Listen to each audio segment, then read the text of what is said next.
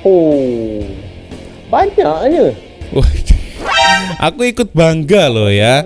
Ada ex tentara Malaysia mereaksi ya, Anggota pun semua sekali. mereaksi aset dari Tentara Nasional Indonesia. Ini keren ini ya. Mantap. Oke Rek, sebelum kalian menonton video saya, jangan lupa tekan tombol subscribe dan tekan notifikasi loncengnya agar kalian tidak ketinggalan video terbaru dari Cak Lonjong. Thank you Rek.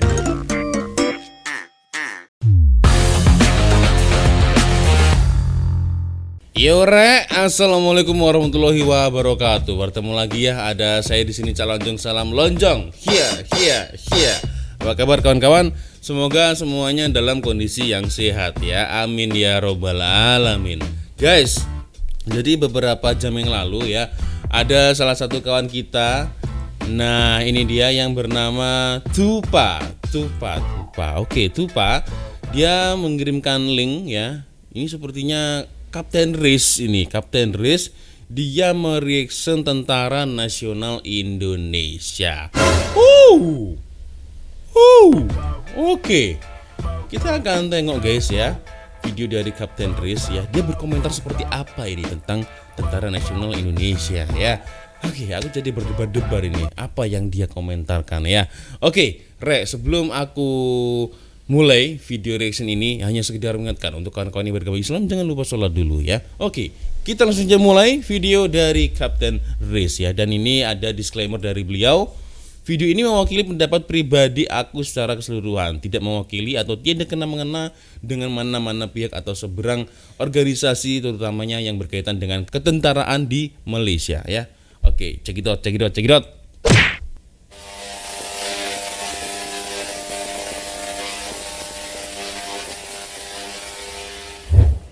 Assalamualaikum, salam sejahtera. Waalaikumsalam. Apa hal korang? Selamat kembali ke dalam channel YouTube Apa hal? Raiz Hamid, Aris TV, dan masih lagi bersama dengan YouTuber kegemaran rakyat Malaysia, iaitu Raiz Hamid. Apa hal korang? Check it out now. Ya, berbeda. Let's go. Come on yo. InsyaAllah. Yeah. Kepada korang-korang yang mungkin masih belum subscribe channel YouTube Raiz Hamid ni, boleh tekan butang subscribe. InsyaAllah kita akan terus bagi konten-konten yang bermanfaat, ilmiah dan juga yang insyaAllah boleh menghiburkan korang, dan secara tidak langsung insyaAllah boleh bagi asbab kebaikan untuk kita semua. InsyaAllah tekan butang subscribe. Tekan free butang subscribe-nya. Ada subscriber daripada negara jiran kita, Indonesia, minta aku untuk react terhadap satu video ni, Hell March Indonesia National Armed Force Day Military Parade 2019 HUT TNI. Hell March, okey, kawat ke neraka. Bukan. Nama Hell March tu sebenarnya adalah soundtrack daripada game favourite aku dulu, Red Alert Command and Conquer. So dia bubuhlah tajuk dia dekat situ. Dan ini sebenarnya Hanya tajuk guys ya, hanya tajuk. adalah pembarisan hari ulang tahun Tentera Nasional Indonesia pada tahun 2009. Aku dah tak tahu berapa lama dah diorang tak buat parade. Samalah macam dekat Malaysia pun mungkin ada parade yang kecil-kecilan je disebabkan COVID kan. Jadi ini antara diorang punya perbarisan hari ulang tahun yang terbesar lah, yang diorang akan buat, dan aku percaya semua negara pun akan buat pada setiap tahun. So jom kita react terhadap video Hell March Indonesia National Armed Force Day Military Parade 2019 HUT Tentera. Aku ingin tahu komentar Indonesia dari Kapten Riz.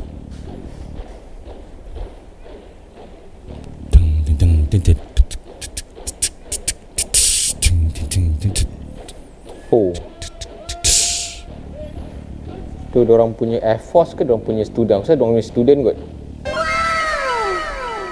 Diorang punya pelatih.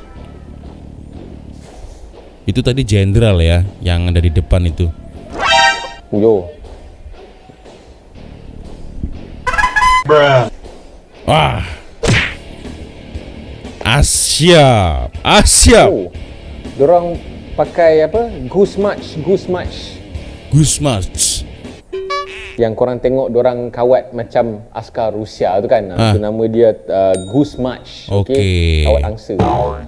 Sebenarnya Malaysia pun hampir-hampir nak tukar cara kawat kepada Goose March ni. Di mana korang boleh buka sendiri dekat YouTube. Diorang ada buat ujian untuk apply Goose March ni kepada tentera Malaysia, tapi macam dia tak berapa sesuai lah sebenarnya. Sebab apa? Dia susah nak synchronize. Hub level kau nak kena sama tu, nak make sure semua yang dalam anggota pembarisan tu nak kena sama tu, dia sangat susah lah sebenarnya. So bukan salang-salang negara lah yang boleh buat Goose March ni, dan juga dia memerlukan sebenarnya energi yang sangat-sangat lagi banyak lah kalau masa kawat ni. Jadi itulah nampaknya Malaysia dia tak jadi nak pakai Goose March. Kalau tak silap aku dia tak jadi pun. Tapi adalah cubaan untuk Malaysia untuk apply Goose March dalam diorang punya kawat. Okey, berbicara tentang Goose March ya. Mungkin itu istilah dalam bahasa Inggris ya, Goose March. Tapi kalau di Indonesia dulu ketika masa calonjong sekolah tinggi ya, sebelum university guys ya, masa sekolah menengah, sekolah tinggi ya, itulah. Dulu masa masih sekolah saya pernah menjadi pengibar bendera pusaka merah putih guys ya. Dan istilahnya kita tidak memakai Goose March, tetapi langkah tegap maju jalan. Nah, langkah tegap, brup. Nah, jadi memang kakinya memang agak gini guys ya, jadi agak diataskan. Nah, agak mengarah ke atas begini. Sep, dan itu untuk mensinkronis semua pasukan itu ya susah guys ya, awal-awal memang susah, dan itu latihannya memerlukan waktu 2 bulan 3 bulan ya sebelum kita mengibarkan bendera Sangsaka merah putih. Jadi ketika sang komando barisan pasti akan menyuruh kita ya dengan komando langkah tegap maju jalan, brak brak brak brak brak, begitu. Jadi kalau Goose March mungkin itu istilah dalam bahasa Inggrisnya, tapi di Indonesia lebih sering menggunakan istilah langkah tegap maju jalan atau langkah tegap ya. Oke. Ya, kita lanjut lagi guys. So kita sambung.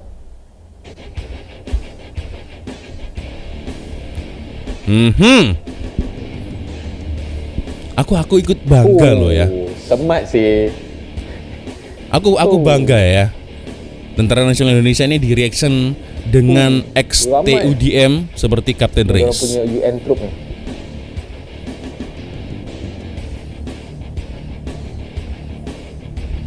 Jadi memang tinggi guys kakinya itu.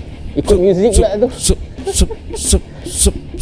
Tengok. Susah tau. Dia nak bagi sama tau. Kalau kaki kau lambung macam tu kan. Smart. Aku teruja aku. Kalau korang nak tahulah, satu-satu pembarisan besar macam ni, contohnya macam dekat Malaysia sendiri buat lah, dia punya preparation, dia punya latihan bukan sehari 2 hari, seminggu tau, berbulan-bulan. Mungkin 2 bulan sebelum D-Day tu diorang dah start practice, dah start cari idea-idea, mungkin nak buat gimmick ke, nak cari synchronization ke. Memang sangat-sangat payah lah. Tapi yang bestnya kalau dapat join kawat ni, tugas-tugas lain kau tak payah buat, kau dapat excuse. Dia macam lepas habis latihan kawat boleh balik rumah. Lepas tu saya dapat cuti lagi. Adalah dia bagi off 3 hari ke 2 hari kan. So itulah dia punya preparation dia sangat lama lah. Preparation sangat lama ya, gimmick-gimmick, dan juga ada satu lagi mungkin formasi ya. Memikirkan formasi yang cantik seperti apa itu juga gak mudah guys ya. Itu aduh. Oke. The Navies, Angkatan Laut kalau dekat Indonesia guys ya. Nih Angkatan Tentara Laut, ini darat, Angkatan Tentara Darat. Tuh, the pilots. Ya. Smart. Ini pilot. Ini pilot color orange. Oh, Air Force.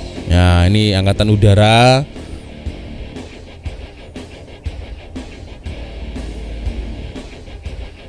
Apa benda lah. Mungkin korang boleh komen yang pakai baju orange sekarang ni apa benda kan? Ini yang berbaju orange ini kejap. Kalau aku silap tolong dibetulkan ya, terutama untuk para kawan-kawan Indonesia ya. Ini khusus untuk para penerjun payung itu guys. Sut itu. Jadi khusus ada seperti pasukan khusus atau mungkin baju untuk penerjun payung. Tapi aku nggak tahu ya. Ini betul atau tak? Aku juga baru melihat ini ya. Aduh, sorry. Aku tidak terlalu paham dunia militer. Jadi ini juga aku nggak tahu ya. Mungkin ini adalah pasukan penerjun payung, mungkin penerjun bebas yang ada di pesawat-pesawat itu, maybe. Mungkin korang boleh komen yang pakai baju orange sekarang ni. Aku juga nggak tahu Cap itu Cap. Nah, ini pula apa benda? Ini apa ya? Ini ini mungkin baju baru, tapi ini dari pertahanan angkatan yang mana ini ya? No. Ada seorang tu bila dia malas angkat kaki macam Gus macam proper, dia jadi buruk lah. Kalau ini aku tahu Cap. Kalau ini seragam pramuka. Ya, jadi ya seragam pramuka namanya atau scout. Jadi di sekolah pun kita sudah dikenalkan memakai baju pramuka atau scout ya. Dari masa sekolah rendah, sebelum masa sekolah rendah sampai kita di sekolah menengah, sekolah tinggi memakai scout ini. Tapi ini mungkin khusus ya tentara, tapi dia memakai baju pramuka atau baju scout ini ya. Kelas angkat kaki macam Gus macam proper, dia jadi buruk lah. Kalau seorang buat slack, memang dia tak cantik lah. Okey, dah lalu aset-aset. Oh, diorang punya tank. This is a light tank. Sorry aset-aset darat ni aku tak berapa nak terror sangat. Aku pun tahu macam setakat medium tank, light tank, heavy tank, mammoth tank. Tu pun aku belajar pada game. Walaupun abang aku bekas core armor, bawa kereta kebal, tapi aku tak pernah nak find out pun dekat dia jenis-jenis kereta kebal yang ada dekat Malaysia ni. Yang aku tahu apa, Adnan je lah kot. Kalau kita sebagai masyarakat sipil ya, kita menyebutnya ini semuanya adalah tank. Karena kita juga nggak tahu guys jenis detailnya seperti apa. Ini tank begitu. Oh, ini diorang punya tank yang ni yang besar ni. Tengok diorang punya heavy tank, mammoth tank. Banyaknya. Aku ikut bangga loh ya. Ada ex tentara Malaysia mereaksi ya. Anggota pun semua sekali. Mereaksi aset dari Tentara Nasional Indonesia. Ini keren ini ya. Mantap.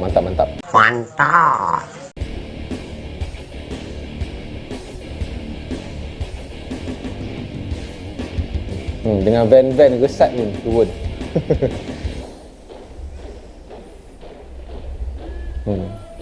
Diorang punya 4x4, diorang punya amphibia. Mantap. Ya, jadi ini seperti gerakan koreografi atau koreo pesawat lah ya. Jadi dia atraksi. Jadi ketika ada pertunjukan seperti ini ya, biasanya ada hari-hari besar seperti hari ulang tahun Tentara Nasional Indonesia atau mungkin menyambut para tamu dari luar bangsa ya atau luar negara. Nah, ini biasanya mereka menggunakan pertunjukan inilah koreo pesawat ya. Koreo kapal terbang. Ini diorang punya EC-120. Kita pun ada EC-120. This is diorang punya alamak. Ini diorang punya Agusta 139er kot. Agusta 139er kalau tak silap aku lah. Kalau aku salah boleh betulkan. Aku taunya helikopter ini. Kalau tak silap aku ni diorang punya Agusta Westland 139er. Oke, aku percepat komentar dari Kapten Riz ya, seperti apa di ending atau di last video. Oh, mantap. Terbaik. Yeah, Untuk baby. Tentera Nasional Indonesia ni, TNI ni, aku personally memang dah ada 2-3 kali aku pernah bekerjasama dengan dorang, especially masa latihan bersama lah, masa latihan Elang Malindo. Aku ada organize 2 Elang kali Malindo ya. Kalian di sini bisa tengok ada bendera Malaysia dan juga Indonesia guys ya. Nah, ini sudah bukti ya. Kalau sesama askar, sesama tentara, ini mereka selalu menjalin kerjasama, tak gaduh-gaduh. Kalian netizen kenapa harus bergaduh, membanding-bandingkan antara Malaysia dan juga Indonesia? Why? Bener juga ya. Itu dia. masa kita jadi host untuk latihan Elang Malindo tu lah. Masa cadet dulu, squad-squad aku ada yang berpeluang untuk buat lawatan dekat dorang punya angkatan udara juga. So feedback daripada dorang cakap dorang punya body kan, dorang punya student punya body memang V-shape katang, tak ada nak jumpa orang yang kurus kering ke, yang gemuk bulat ke, memang tak ada lah. Lepas tu dorang setiap pencapaian dorang akan pakai pingat. Walaupun benda tu sekecil-kecil pencapaian, dorang akan dapat pengiktirafan lah supaya rasa dihargai lah macam tu. Contohnya macam lepas settle fly solo, ada kalau first fly ada dorang punya medal ataupun dorang punya pingat. Kalau macam dah student senior tu, pelatih senior tu, kau tengok dia punya pingat dia bersepah habis dekat dorang punya baju. Mesti di antara korang yang expect aku akan buat perbandingan kan, mana lagi power, Malaysia ke Indonesia? Tak payah. Okay, kita dengan Indonesia dari segi ketenteraan kita adalah pasukan sahabat. Okay, kita ada Malindo. Jadi tak ada faedahnya kita nak compare, oh dia lagi hebat, oh kita lagi hebat, oh kita nanti perang dengan dorang, kita kalah, dorang menang, dorang kalah, kita menang. Tak ada kerja. Okay, tak payah nak compare. Gak ada habisnya. Satu, gak ada habisnya, itu yang jelas ya. Pertama, gak ada habisnya. Yang kedua, buat apa? Masing-masing ada kelebihan masing-masing. Ya, ada kelebihan masing-masing. Bilangan dia banyak, sesuailah dengan dia punya bentuk muka bumi, keluasan dia punya negara dan juga dia punya pulau-pulau kan banyak. Jadi dia perlukan aset yang banyak lah. Kepulauan kita berapa je. Jadi sesuailah dengan bilangan aset yang kita ada sekarang. So logik lah kalau dorang nak ada bilangan aset yang lagi banyak daripada kita. Jadi itulah dia aku punya reaction. Betul. Punya pembarisan hari ulang tahun untuk 2019 lah. Ya, kalau berbicara tentang alutista atau aset negara ya, sudah pasti Indonesia lebih banyak daripada Malaysia. Dikarenakan apa? Indonesia lebih luas, guys ya. So kalau mungkin Indonesia memiliki aset yang sedikit, bagaimana mengamankan ya daerah-daerah yang kekuasaannya ini, yang batas-batas negara ini bisa terkontrol? Bagaimana caranya kalau alutsista atau asetnya itu sedikit? Makanya asetnya itu juga banyak ya, diimbangi dengan luas negara yang juga luas, makanya asetnya juga banyak. Sementara Malaysia, misal Malaysia negaranya lebih kecil daripada Indonesia, kalau membeli aset yang banyak itu mubazir, guys ya. Jadi dilihat dulu di sini ya, dilihat seberapa besar manfaatnya, seberapa banyak fungsinya, seperti yang saya kutip di video Kapten Chris di sebelumnya ya. Jadi tidak membazir, dilihat dari bagaimana kebutuhan negara itu. So jadi mungkin tidak ada perbandingan di sini ya. Misal kalau ada sebuah channel, wah Indonesia lebih hebat, Malaysia kalah, Malaysia ternyata lebih hebat lagi, Indonesia kalah. Tak payah guys ya, karena sejatinya antara militer Malaysia dan juga militer Indonesia sebenarnya mereka berdua ini adalah bersahabat, guys ya. Ada pasukan Malindo, ada pasukan Indo-Malay ya, dan masih banyak lagi event-event ketika mereka berkolaborasi latihan ya bersama antara tentara Malaysia dan juga tentara Indonesia, guys ya. Oke, sepertinya aku harus main dulu ya. Cukup sudah video saya kali ini, dan aku minta maaf bila ada kesilapan kata-kata saya atau mungkin sikap saya dari awal video sampai di akhir video. Dan seperti biasanya, jika ada video yang menarik yang boleh saya reaction di next video selanjutnya, langsung saja kalian boleh follow Instagram dan juga Facebook saya atau mungkin TikTok saya ya. Dan akhirnya saya calon jong. Wassalamualaikum warahmatullahi wabarakatuh. I love you Malaysia, I love you Indonesia. Bye bye.